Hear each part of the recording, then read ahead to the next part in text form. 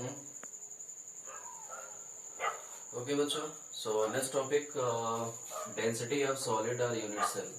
So how do you find the density of solid or unit cell? As we know, density of any substance is equal to the mass by volume. It means density of any substance is the ratio of the mass and volume. So density of unit cell equal to the mass of unit cell upon volume of unit cell. So how will you find the mass of unit cell? Actually, the mass of unit cell is equal to the mass of total atoms present in the unit cell. Unit cell में जितने atoms होंगे उनका जो मास होगा वही मास किसका होगा, unit cell का होगा. सो mass of unit cell equal to the mass of one atom into the number of atoms in the unit cell. So m mass of one atom, mass of one atom, v volume of unit cell, and a is the age length of unit cell. So and density is equal to the mass of unit cell upon volume. So by this relation we can find the density of solid. After that, while m equal to capital M by N. So here molar mass of units, molar mass of substance. This is Avogadro number. Avogadro's number. So density is equal to m के place पे हम क्या रखेंगे बेटा, m n z by a cube. So density is equal to m into z is equal to a cube into n. By using this relation we can find the density of unit cell or density of solid. Here what is z? Z is here number of atoms in the one unit cell.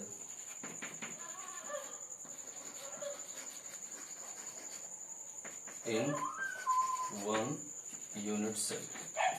So this formula and this formula both are very important.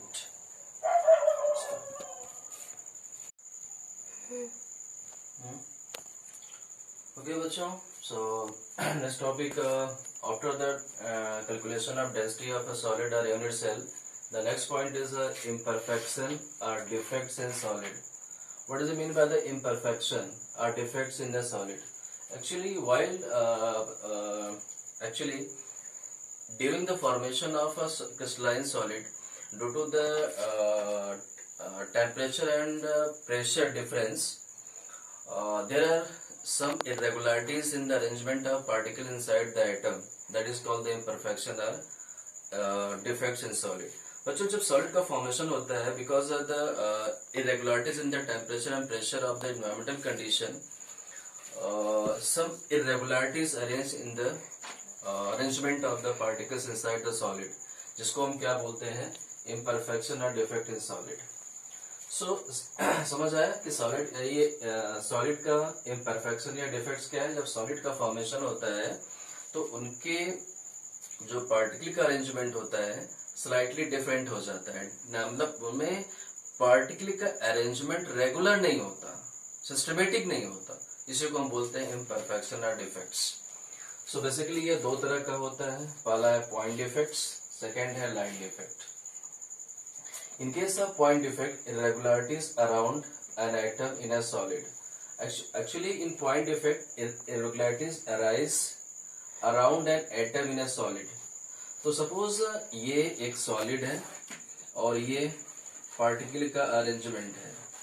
तो suppose ये दो रो है, तो किसी एक रो से कोई एक atom क्या हो जाएगा, मिस हो सकता है. Irregularities around an atom in a solid. जबकि बेटा क्या होता है, इरेगुलर लाइन डिफेक्ट्स में irregularities in the entire row of solid. So suppose ये सॉलिड है और ये एटम्स का अरेंजमेंट है, ठीक है। और भी हम एक ले लेते हैं, यहाँ पे एक रो और ले लेते हैं। तो सब लाइन डिफेक्ट्स में क्या होता है, कोई कोई एक रो पूरा का पूरा क्या होती है, मिस हो जाती है। So in line defect one of the complete row are missing from the solid, while in point defect one of the atom are missing from the row. Further, the point defect divided into three: sociometric or intrinsic or thermodynamic defect. Second है non sociometric defects and third है बच्चों impurity defects. अब इनके बारे में हम लोग बारी बारी से पढ़ेंगे। तो पहला पॉइंट है इसमें stoichiometric defects. Stoichiometric defects are intrinsic defects are thermodynamic defects. तो हम फर्स्ट को सोशियोमेट्रिक क्यों कॉल करते हैं, क्योंकि सपोज बेटा मान लो कि यह एक सॉलिड है और this solid is made up of two element A and B. So दोनों एलिमेंट के जो एटम रेशियो है वो फिक्स रहेंगे। Sociometric ratio remain constant. Suppose अगर इन दोनों एलिमेंट के जो पार्टिकल यानी कि एटम का रेशियो है, अगर वो 50:50 है, तो आफ्टर डिफेक्ट भी ये क्या रहेगा, मेंटेन रहेगा। सपोज अगर दोनों के एक एटम मिस हो गए तो रेशियो क्या हो जाएगा, 49:49। कहने का सेंस बेटा इसमें in this defect atoms of different ratio of atoms of different element remain constant. What is mean by the intrinsic? Intrinsic में होता है प्योर, तो ये डिफेक्ट प्योर होगा। और तीसरा जो पॉइंट है इसमें है thermodynamic defect. what do you mean by the thermodynamic defect? इसको हम थर्मोडायनेमिक डिफेक्ट क्यों कॉल करते हैं, because this defect mainly arise by heating. हो गया। चलिए सो ओके बच्चों, सो नेक्स्ट इज अभी हम बात कर रहे थे सोशियोमेट्रिक डिफेक्ट्स और इंट्रिंसिक डिफेक्ट और थर्मोडायनेमिक डिफेक्ट्स। इसमें क्या था, sociometric ratio remain constant. It means अगर कंपाउंड्स में एक से ज्यादा एलिमेंट है तो उनके जो एटम का रेशियो होगा वो कांस्टेंट होगा, इवन की डिफेक्ट्स के बाद भी कांस्टेंट रहेगा। अब बात करते हैं बेटा फर्दर थर्मोडायनेमिक डिफेक्ट को फर्दर दो में डिवाइड करेंगे। पहला है वैकेंसी डिफेक्ट, दूसरा है interstitial defect. What the mean by interstitial, पहले डिस्कस कर चुके हैं। इंटरस्टिशियल में आर वॉइड्स। अब वॉइड्स क्या होता है, सॉलिड के अंदर एटम्स के बीच जो स्पेस बचता है उसे हम वॉइड्स बोलते हैं। सो ये दो तरह का होता है, वैकेंसी और इंटरस्टिशियल। वैकेंसी डिफेक्ट कैसे मिलता है, it is produced by heating. मतलब जब हम सॉलिड को हीट करेंगे तो ये वैकेंसी मिलता है। होता कैसे है, when we heated the solid some constant particle leave the solid, यानी कुछ जो एटम्स या पार्टिकल्स होते हैं वो सॉलिड से निकल जाते हैं। So it is produced by heating and some lattice point. Lattice point का मतलब होता है कि जिस प्लेस पे पार्टिकल्स होता है नहीं एटम होता है। So some lattice point are vacant, hence density of solid decreases. भाई मान लो suppose there is a solid, यहाँ पे ये पार्टिकल्स है,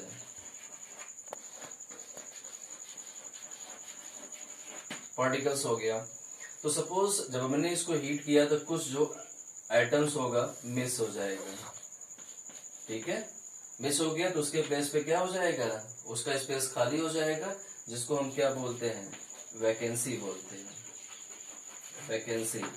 तो जब एटम्स निकलेगा तो पक्का है कि जो सॉलिड का मास क्या होगा, कम हो जाएगा। और आपको पता है कि डेंसिटी इक्वल टू क्या होता है, मास बाय वॉल्यूम। तो जब सॉलिड के अंदर से मास यानी एटम मिस होगा तो मास कम हो जाएगा, मास कम हो जाएगा तो डेंसिटी क्या होगी, कम हो जाएगी। बहुत क्या क्वेश्चन पूछता है, in which defect the density of solid decreases, ये दे सकते हैं। अगला बच्चों है इंटरस्टिशियल डिफेक्ट। इसमें क्या होता है, during formation of solid some extra particle occupy the voids, definitely जब एक्स्ट्रा एटम्स आएगा तो मास बढ़ेगा, मास बढ़ेगा तो डेंसिटी क्या होगी, बढ़ जाएगी.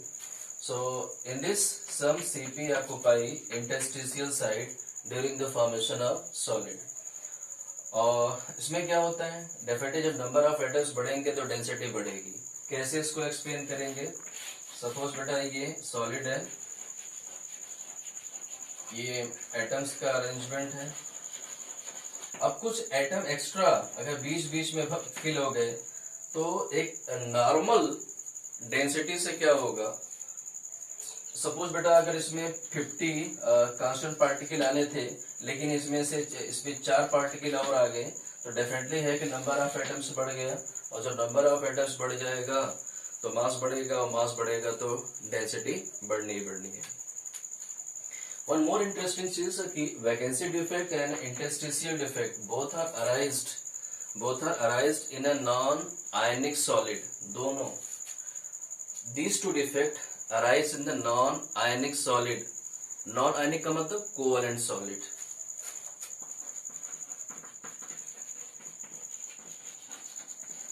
Non-ionic solid.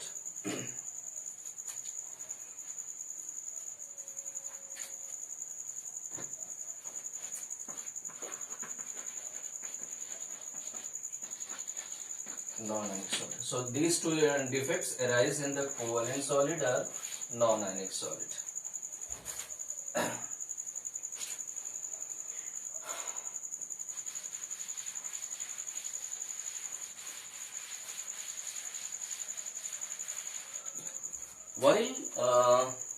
While these two defect, vacancy defect and an interstitial defect arise in the covalent solids का कंपाउंड, बट यही दो इफेक्ट आयनिक कंपाउंड में दो अलग नाम से जाने जाते हैं. That is called the Frenkel and Schottky defect. So talking about the Frenkel and Schottky defect.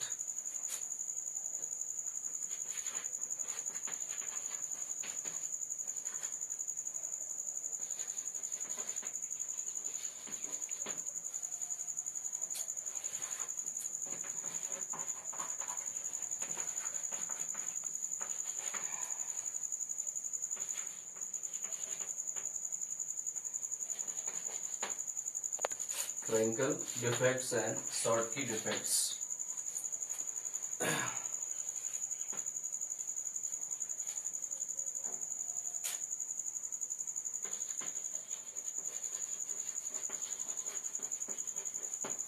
Stop कर दीजिए.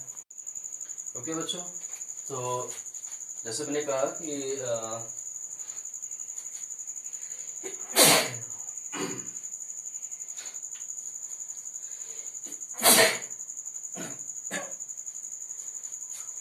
इसके पहले हम देख रहे थे vacancy defect and interstitial defect. Next two है बेटा इसमें Frenkel defect and Schottky defect. These two defect basically occur in the ionic compound. So how the Frenkel defects arise? So first point, smaller cation is dislocated from the its normal site to an interstitial site and create vacancy at its original site. कहने का मतलब बेटा इसमें क्या है, suppose ये एक solid ले लिया और ये इसके अच्छा, what are the particles in ionic compounds? Ions. और हमने बताया था basically the size of anion is larger than cations. So in ionic compound जो एनायंस होते हैं वो सॉलिड का फॉर्मेशन करता है और जो कैटायंस होता है वो नॉर्मली वॉइड्स पे होता है. तो सपोज बेटा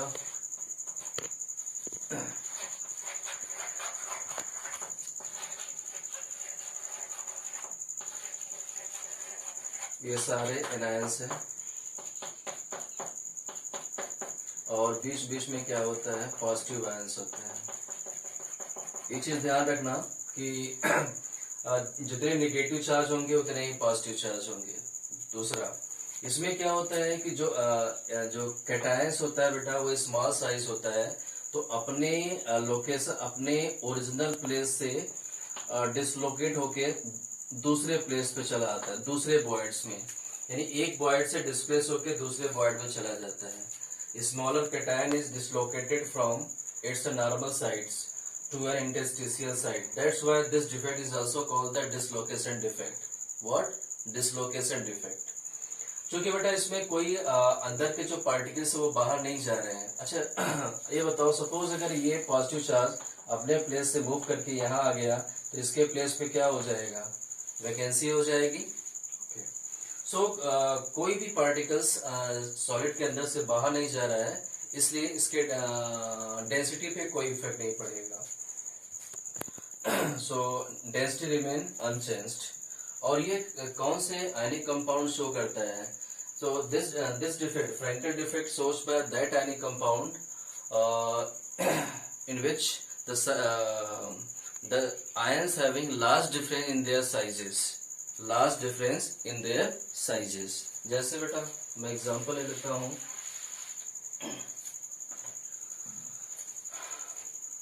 अगर मैं एग्जांपल की बात करूँ तो zinc sulphide, silver chloride, silver bromide and silver iodide. So these are the common example of the Frankel or dislocation defect. अब बात करते हैं बेटा शॉर्ट की डिफेक्ट. इसमें क्या होता है? This defect arise in ionic compound. This is arise in the ionic compound. And what happen in this defect? This defect produced by missing equal number of cations and anion from solid. मतलब कि अगर suppose एक cation miss हो रहा है तो एक anion भी मिस होगा, दो कैटायन मिस हो रहा है तो दो एनायन मिस होगा. Hence maintain electrical neutrality of the solid. Suppose बेटा ये सॉलिड है, एक आयनिक सॉलिड है.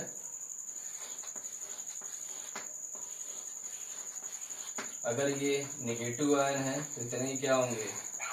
पॉजिटिव आयन होंगे, पॉजिटिव आयन होंगे. अगर इसमें से एक ये आयन मिस हो गया और एक ये कैटायन मिस हो गया तो दोनों के प्लेस पे क्या होगा? वैकेंसी मिल जाएगी. इसको हम क्या बोलते हैं? वैकेंसी मिल जाएगी. सो इस डिफेक्ट, ये डिफेक्ट कैसे मिलेगा? This is arise by the missing of equal number of cations and anions. और जहां से मिस होंगे उसके प्लेस पे क्या होगा? वैकेंसी क्रिएट हो जाएगी.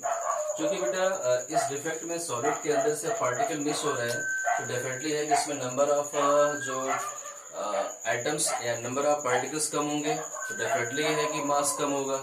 और जब मास कम होगा तो डेंसिटी भी कम हो जाएगी. सो डेंसिटी डिक्रीजेस. इस डिफेक्ट में डेंसिटी क्या होती है? डिक्रीज करती है. दूसरा बेटा this defect shows bye those ionic compound in which ions have small difference in their sizes. यानी ऐसे आयनिक कंपाउंड जिसके कैटायंस और एनायन में बहुत कम डिफरेंस हो या लगभग सिमिलर साइज के हों, ऐसे आयनिक कंपाउंड में डिफेक्ट्स मिलते हैं. सो एग्जांपल मैं लेता हूँ इसमें, जैसे potassium chloride, caesium chloride, sodium chloride and silver bromide. तो ये चीज आपको याद रखने पड़ेंगे. वन इम्पोर्टेंट चीज, there is a compound silver bromide. बेटा आप देख रहे हैं कि एक ऐसा कंपाउंड है सिल्वर ब्रोमाइड जो दोनों डिफेक्ट शो कर सकता है. तो कई बार क्वेश्चन पूछा गया है, name a compound which show the Frenkel as well as the Schottky defect. तो वो कौन सा कंपाउंड है? सिल्वर ब्रोमाइड है. साला परेशान कर दिया है.